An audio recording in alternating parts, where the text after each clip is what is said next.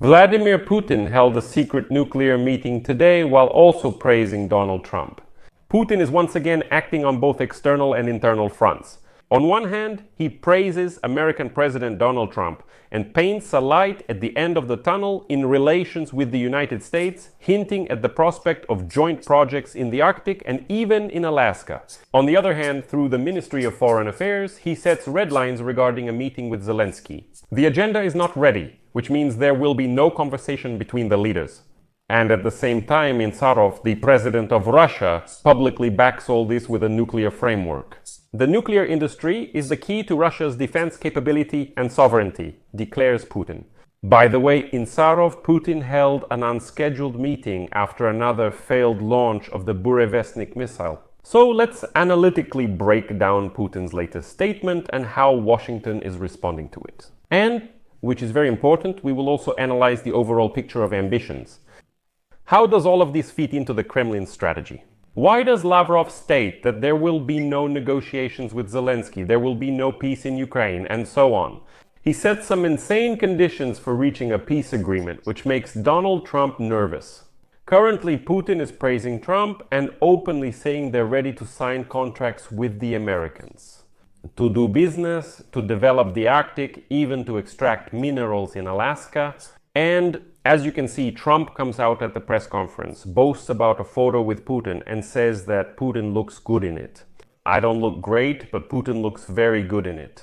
So what does all this mean and what game is Vladimir Putin playing right now? We'll discuss this with you in this episode.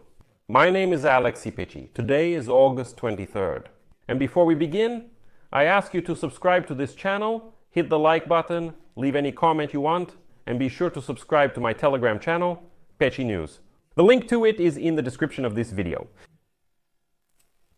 So, Vladimir Putin recently visited Sarov, the center of Russia's nuclear industry and the so-called birthplace of the first Soviet atomic bomb. And there, he held a secret meeting that was not on his official schedule. According to Russian propaganda, the meeting was about tests of the Burevestnik missile with a nuclear engine, the creation of which Putin announced in 2018. They discussed whether the Burevestnik could be put into service in 2025.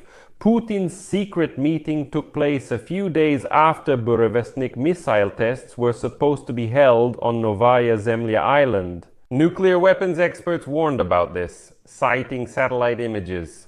The tests were set for August 9 to 22. During this period, Russia issued several notices to pilots recommending that they avoid the Novaya Zemlya area.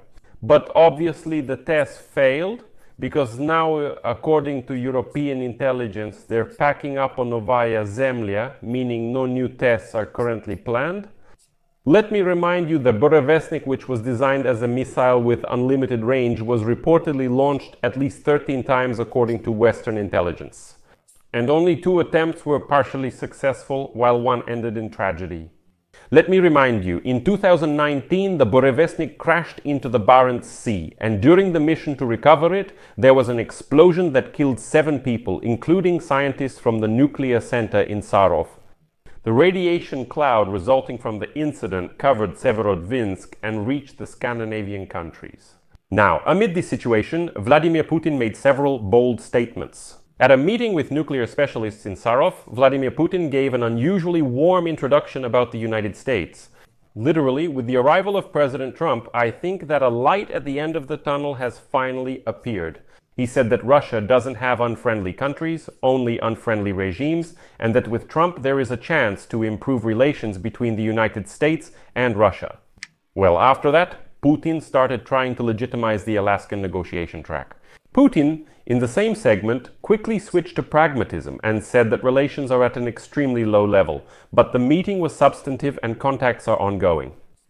Now the Kremlin is building a bridge from so-called personal chemistry to the affairs of companies and ministries. It's no coincidence energy comes up here. Then Putin stated, quote, "We are discussing with our American partners the possibility of working together not only in our Arctic, but also in Alaska." And now Reuters writes that the focus of cooperation with the Americans may be on the Russian company Novotech. That is, Putin is doing everything he can to show that, despite the breakdown of peace talks in Ukraine, he will push for economic projects with Donald Trump. Why is this important? The Arctic is seen by Russia as the perfect platform for normalization without capitulation. The common topics are the nuclear icebreaker fleet, liquefied natural gas, shelf geology, and the infrastructure of the Northern Sea route. In previous years, the Kremlin, reminding everyone about Russia's unique nuclear icebreaker fleet, has already tried to present the Arctic as a kind of supra-political case. There is politics, Russia's war against Ukraine, and something beyond politics. So let's work there from such high positions. And shouldn't we think that Trump is really putting everything on pause because of the failure of negotiations on Ukraine? Alas. Let me remind you, yesterday Trump, while commenting on preparations for the 2026 World Cup, showed a photo with Putin and added that he would like to attend the World Cup in the United States. He means Putin. For the domestic Russian audience, this is an image of returning to the club. For the external audience, it's a test of reaction. Will the United States make any protocol gestures if there is no parallel deal on Ukraine? Trump makes it clear he's ready to make that gesture. By the way, Putin tried to show that it's not the Russians who are to blame for the war against Ukraine. According to him, Russia did not start the war in Ukraine and is doing everything to make it stop. Quote, over there in the West, propaganda is definitely working. They're brainwashing people and saying that we started the war. And they forget that they themselves started the war when they began using tanks and aircraft against the civilian population of Donbas. That's when the war began.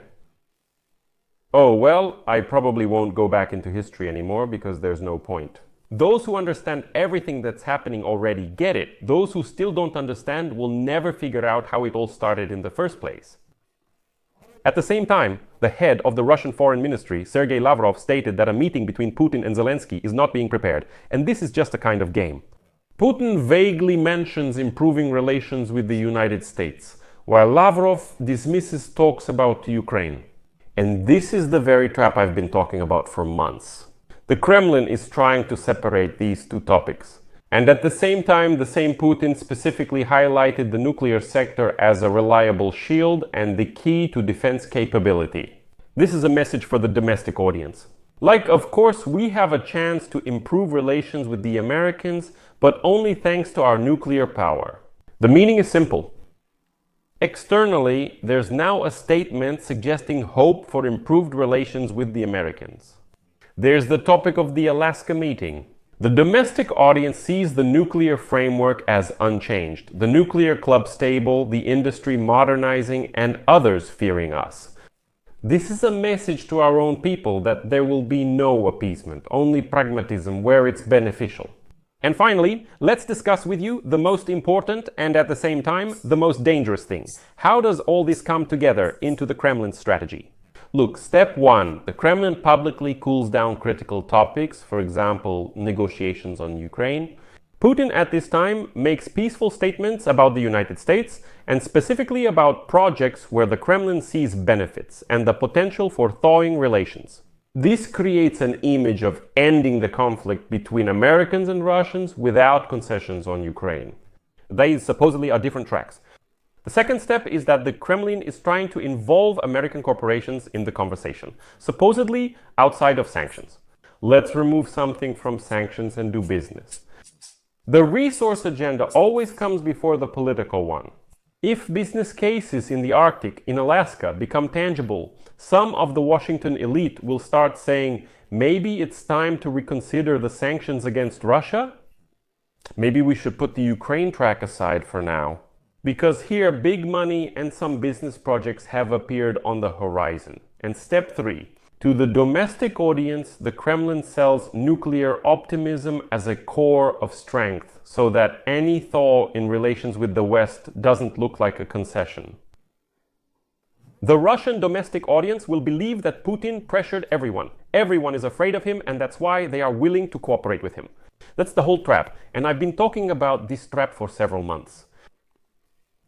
I'll leave it at that. Share your opinions and conclusions in the comments under this episode, subscribe to the channel, hit the bell, and don't forget to like.